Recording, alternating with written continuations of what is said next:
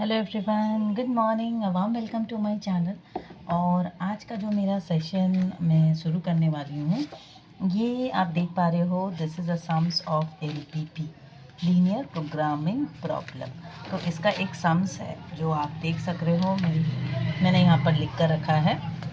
Sums के साथ ही concept हम लोग समझेंगे, जैसे जैसे सम्स को समझेंगे कॉन्सेप्ट भी समझेंगे, क्योंकि बहुत ज़्यादा थियोरेटिकली अगर करेंगे एलपीपी को तो समझना थोड़ा डिफ़िकल्ट होगा। तो एलपीपी नाम जब सुनते हैं ना हम लोग, ये LPP linear programming problem, LPP क्या है?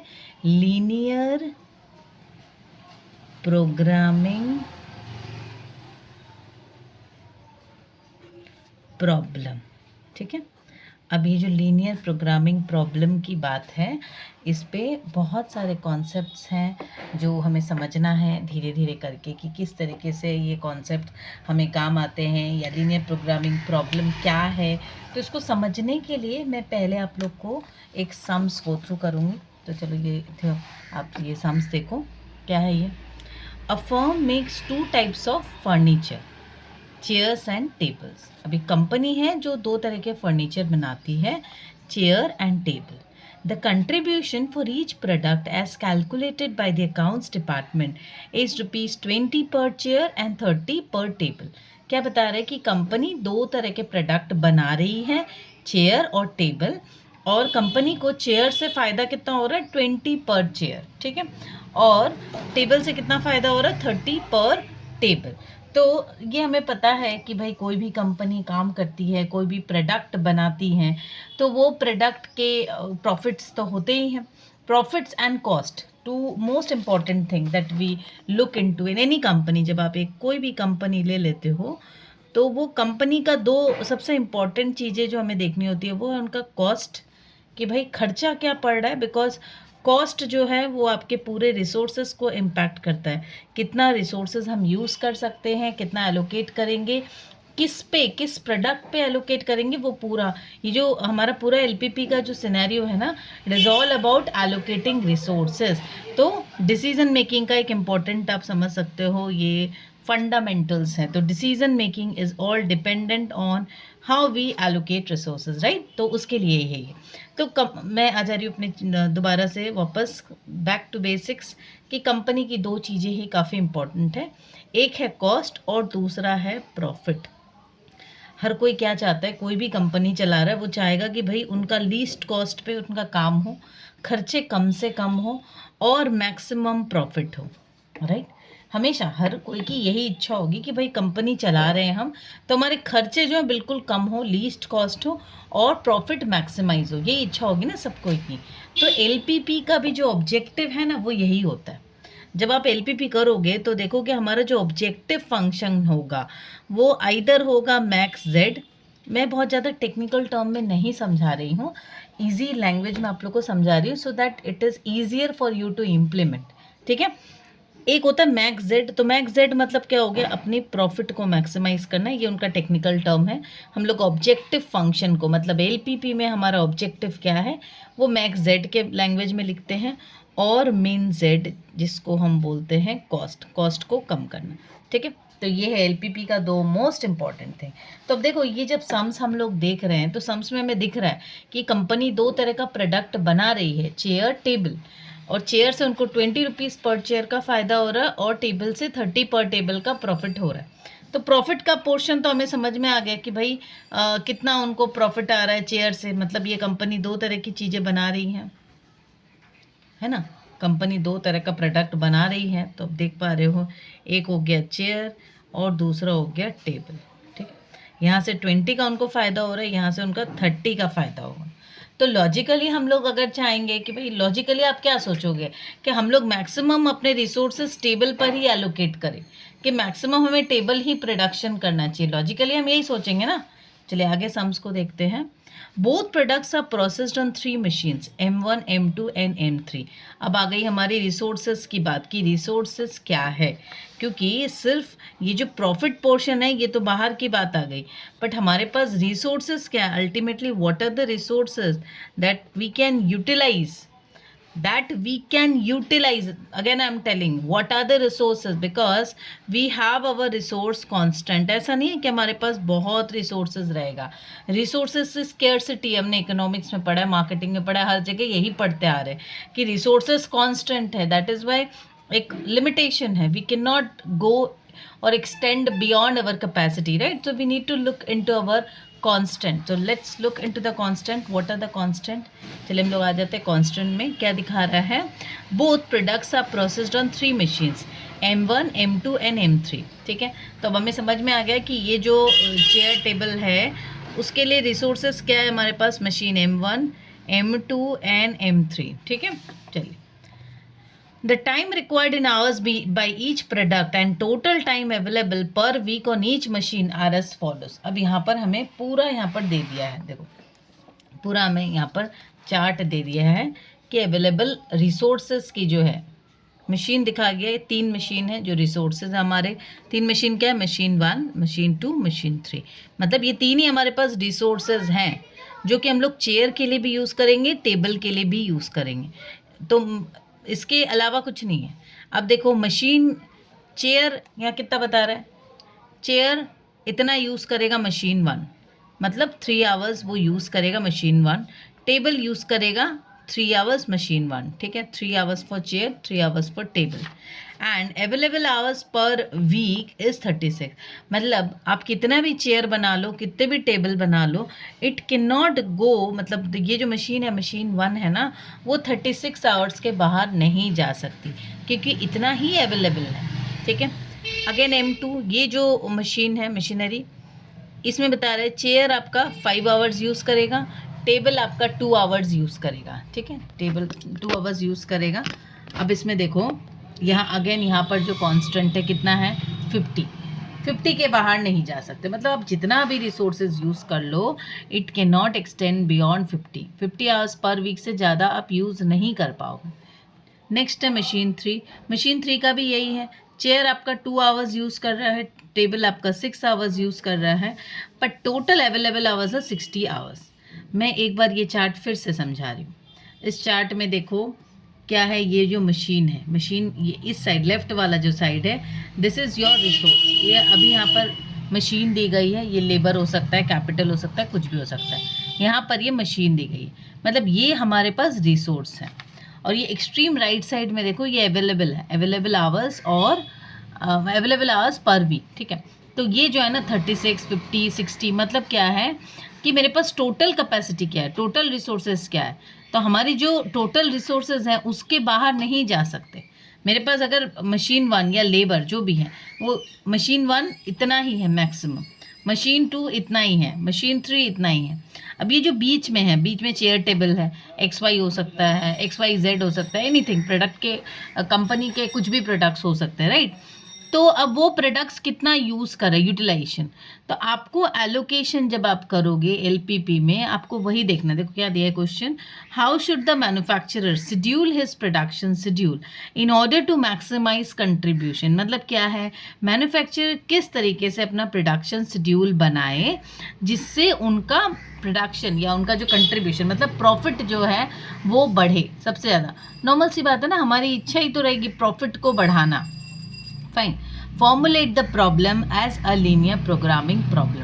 तो अब LPP में आपका सम्स ही यही है. इस तरीके का आपको सिनेरियो दिया गया है जहाँ पे आपको डिसीजन मेकिंग करनी है.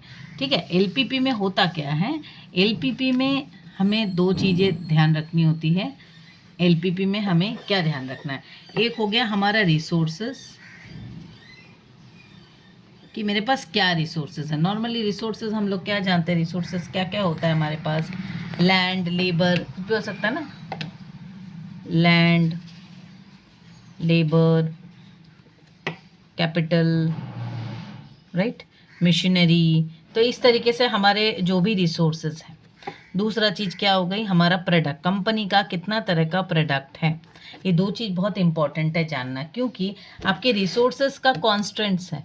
अब रिसोर्सेज का कॉन्स्टेंट्स को ध्यान में रखते हुए प्रोडक्ट से जो प्रॉफिटेबिलिटी है वो भी ध्यान में रखना है. भाई प्रोडक्ट से क्या प्रॉफिटेबिलिटी आ रही है, कौन सा प्रोडक्ट कितना यूज़ कर रहा है इस रिसोर्सेज को, लाइक XYZ भी have 3 types of product XYZ।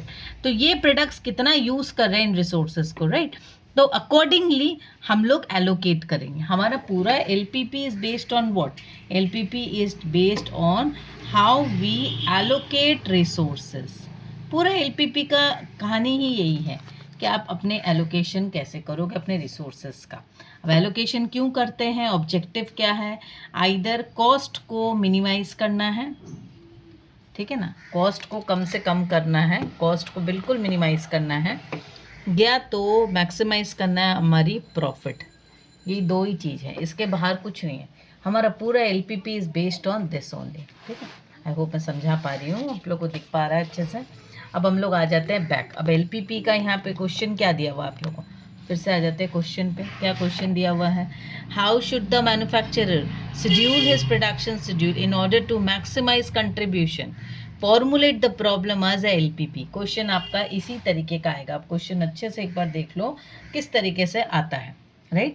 तो यहाँ पर हमें समझ में आ गया, पहला क्या दिया गया था, कंपनी क्या प्रोडक्ट बना रही है, उस प्रोडक्ट से कंपनी क्या प्रोडक्ट बना रही है, पहली चीज़ तो वो आ गई। उस प्रोडक्ट से प्रॉफिट कितनी आ रही है वो चीज़ हमको देखना है, देख चुके हैं हम। रिसोर्सेज क्या है वो देखना है। देन हमें क्या करना है, LPP को बनाना है। नाउ इसका हम आ जाते हैं solution.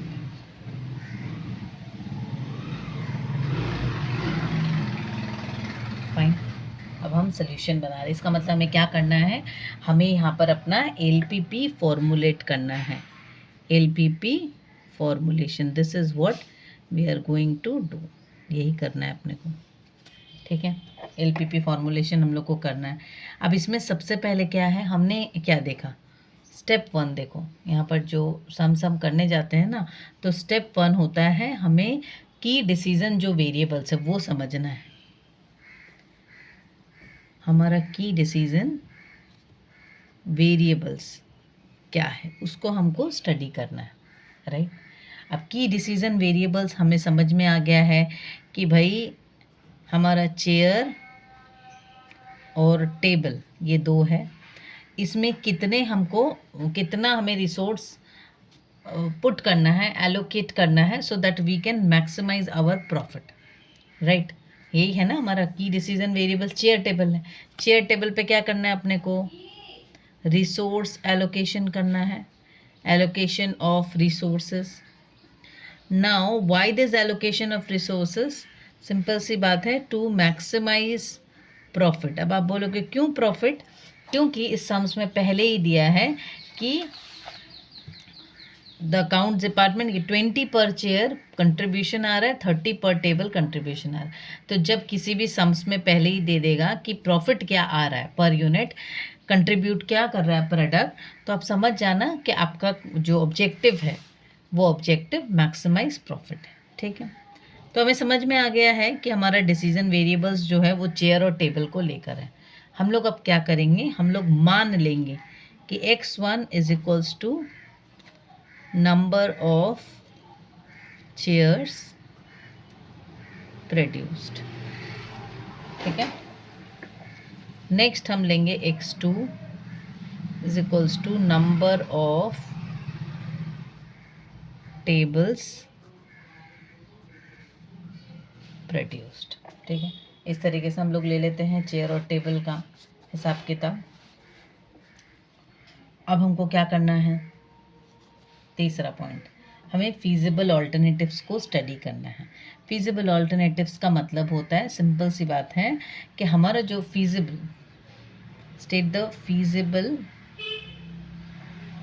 Alternatives. What is the feasible alternatives? Feasible alternatives मतलब हमारा जो x1 है या जो x2 है, they will always B non negative. ये हमेशा नॉन नेगेटिव रहेगा। तो इसका मतलब क्या हुआ, x1 will always be greater than equals to 0 and x2 will always be greater than equals to 0। इसका मतलब क्या हुआ कि जो भी नंबर हम प्रोडक्शन करेंगे चेयर्स का या टेबल्स का, that can not be less then 0। ठीक है ना, वो ज़ीरो नहीं हो सकता। तो इसलिए हमने इसको दिया है x1। अब भाई चेयर्स प्रोडक्शन करना है, टेबल्स प्रोडक्शन करना है, या जो भी प्रोडक्ट्स पे हम एलोकेट कर रहे हैं अपने रिसोर्सेज को, तो that can not be zero, right. इसीलिए हम लोग इसको फीजिबल ऑल्टरनेटिव्स के रूप में स्टेट करते हैं। अब हम आ जाते हैं अपने कॉन्स्टेंट्स को। अपने कॉन्स्टेंट्स को दिखाना है in terms of variables. Fourth point होता है अपना जो कॉन्स्टेंट्स है ना, उसको दिखाना होता है हमें इन टर्म्स ऑफ वेरिएबल्स। इसको मैं बहुत इजी तरीके से आपको समझाती हूँ। जैसे यहाँ पर ये चार्ट ऑलरेडी दिया हुआ है, राइट। मैं क्या करूँगी, पहले ना इसी चार्ट को मैं अच्छे से लिख लूँगी अपने सोल्यूशन पे, ठीक है। जस्ट मैं क्या कर रही हूँ, इसी को मैं कॉपी कर ले रही हूँ यहाँ पर। मशीन चेयर, ये ऐसा ही मतलब ऑल टाइम आप जब एलपीपी करोगे इसको बनाना होता है, हमेशा इजी रहता है आपके लिए।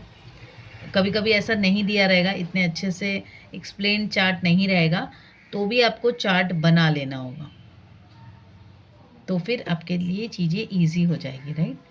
तो हमारे जो रिसोर्सेज की डिटेल्स है, अवेलेबल आवर्स पर वीक, ठीक है।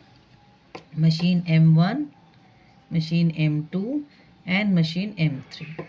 ये है 3, 5, 2, 3, 2, 6। ये आपके 36, 50 एंड 60, राइट। ये आ गई ऐसे। अब देखिए ये कांस्टेंट को हमको एक्सप्रेस करना है, राइट। तो मैंने चेयर को ऑलरेडी x1 ले रखा है, टेबल को ऑलरेडी x2 ले रखा है, फाइन। तो अब हम क्या करेंगे, जब हम M1 का, मशीन 1 का मैं एक्सप्रेस कर रही हूँ, पहला मैं मशीन 1 का एक्सप्रेस कर रही हूँ, फाइन। अब देखो मशीन 1 का जब एक्सप्रेस करना है, मशीन 1 में देखो मैं इस तरीके से दिखा दे रही हूँ, डॉट डॉट डॉट। तो क्या दिखाएंगे, 3x1, देखो 3x1, 3x1 plus 3x2, 3x2। अब देखो कितना भी हो, ये 36 के बियॉन्ड तो नहीं जा सकता ना, जा सकता है क्या? क्योंकि हमारे ये जो अवेलेबल आवर्स हैं, ये जो हमारा कांस्टेंट है, इसके बाहर कुछ नहीं जा सकता। तो हम जितना भी इसको लेंगे, it will always be less than equals to, less than equals to, less than equals to होगा। ये हमेशा ध्यान रखना है। तो मैं अब इसको लिखती हूँ। मशीन 1 का देखो M1 का क्या किया हमने, 3x1 plus 3x2 should be less than equals to 36। Clear? ये वो मशीन 1 का आपका कांस्टेंट। अब मशीन 2 का देखो, 5x1 plus 2x2 less than equals to 50। Clear? ये है एलपीपी का मैं बहुत सिंपल फॉर्मूलेशन बता रही हूँ। इसके जो टेक्निकल इक्वेशंस वगैरह उस पर हम नहीं जा रहे हैं, हम बिल्कुल जो जिस तरीके से सम्स को करते हैं मैं उसको सॉल्व करके दिखा रही हूँ आपको। ज़्यादा टेक्निकल जो स्टूडेंट्स हैं, जैसे जो साइंस, जो नॉन साइंस बैकग्राउंड के हैं, उनको समझने में थोड़ी दिक्कत होगी। तो मैं बिल्कुल सिंपल लैंग्वेज में समझा रही हूँ, जिस तरीके से भाई बीबीए के स्टूडेंट्स अच्छे से, बीबीए हो एमबीए हो, वो क्लियर कर सकें। ठीक है ना? चलिए ये नेक्स्ट देखो, 2x1 plus 6x2 should be less than equals to 60। ठीक है, तो ये हो गया।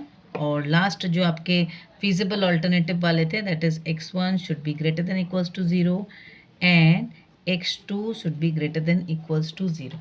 तो ये आपके हो गए कांस्टेंट। एक बार रिवीजन कर लेते हैं क्या क्या हमने किया। एलपीपी फॉर्मूलेशन में पहले क्या क्या हमने की डिसीजन, जो हमारा वेरिएबल्स हैं उसको आइडेंटिफाई किया, चेयर टेबल। ठीक है ना, तो उसको मैंने एक्सप्रेस किया, x1 एंड x2 में हमने एक्सप्रेस कर लिया कि भाई x1 को हमने मान लिया कि number of chairs produce, x2 को मान लिया number of tables produce, fine. अब फीजिबल ऑल्टरनेटिव्स ले लिया कि भाई x1 and x2 can never be negative, fine. अब देखो जो हमारे कॉन्स्टेंट्स हैं, कॉन्स्टेंट्स का ये चार्ट दिया हुआ था तो वहाँ से हमने जस्ट उसको लिखा है, नहीं दिया रहेगा तो आपको इसको बना लेना पड़ेगा। ठीक है, तो चलिए ये मैंने कॉन्स्टेंट्स को ऐसे लिख लिया। अब नेक्स्ट हम लोग को क्या करना है, हम लोग को फाइनल जो हमारा प्रॉफिट ऑब्जेक्टिव है वो हमें लेना है, जो यहाँ अभी तक हमने लिया नहीं था, जो कि प्रॉफिट पोर्शन जो दिया हुआ है, प्रॉफिट ऑब्जेक्टिव जो हमारे सम्स में पहले ही दिया था कि चेयर कंट्रीब्यूट कर रहा है भाई 20, और जो ये है आपका टेबल है वो 30। तो इस तरीके से वो दे रहा है 20x1 प्लस 30x2, इस तरीके से उनका कंट्रीब्यूशन है। तो हम लोग इसको कैसे करेंगे, ऑब्जेक्टिव को इसको लिखेंगे max z is equals to 20x1 plus 30x2। ठीक है, ये था रफ वर्क। रफ वर्क में हमने सब धीरे धीरे करके कर लिया, जो जो सम्स में था हमने सब कुछ आइडेंटिफाई किया। एक बार आप फिर से देख सकते हो सम्स को, 2 बार देखो, 3 बार देखो, एटलीस्ट समझ में आया, अच्छे से देखो, ठीक है ना, क्योंकि एक सम्स को करने में आपको एलपीपी में टाइम लगता है। और जितना भी ओआर का, ऑपरेशन रिसर्च का किया, क्यूटी बोलो, आपको ये सारे सम्स में टाइम लगेगा थोड़ा। एक बार फिर से आप सम्स को देख सकते हो, मैं एक बार रिविजन कर दे रही हूँ, तो फिर उसके बाद फाइनल आंसर देख कैसे लिखते हैं वो दिखाऊंगी। अ firm makes 2 types of furniture, chairs and table. The contribution for each products are calculated by the accounts department as rupees 20 per chair and 30 per table. Both products are processed on 3 machines, M1, M2 and M3.